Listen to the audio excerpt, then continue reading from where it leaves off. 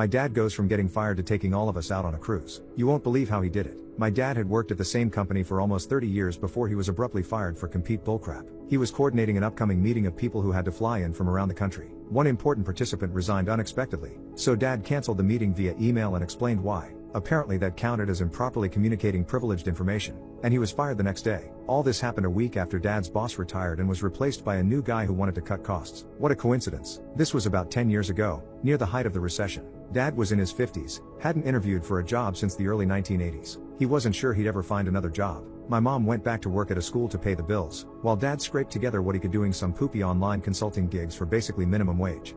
They managed to keep their heads above water, but only barely. Dad was out of work for a year and a half. He finally landed a job at a new company 3 states away, coincidentally about an hour away from where my wife and I lived, and were expecting dad's first grandchild. Mom and dad moved to live about 20 minutes away from us. They had paid off the mortgage on their house, so they decided to keep it and rent it out, planning to retire there in a few years. New company treated dad very well. Better salary than he'd made at old company, good benefits, and respect from his co-workers and superiors. A year later, mom and dad were able to buy a second, smaller house near their grandkids. Dad mentioned a few things about his time at old company to his new bosses. Nothing confidential or anything. More like overall strengths and weaknesses. Of course, the story of how he got fired came out as well. It turns out that when you work at a company for over 25 years, you learn a thing or two about how it works, and cutting costs by firing experienced employees can make your company vulnerable. New companies started to get very interested. They saw an important business opportunity, and also a chance to get revenge on behalf of a valued employee. A couple years later, new company bought old company. They were both big companies, and mergers of this size take time. But when the dust settled, it was clear there were redundancies, divisions and products that both companies had that new company only needed one of.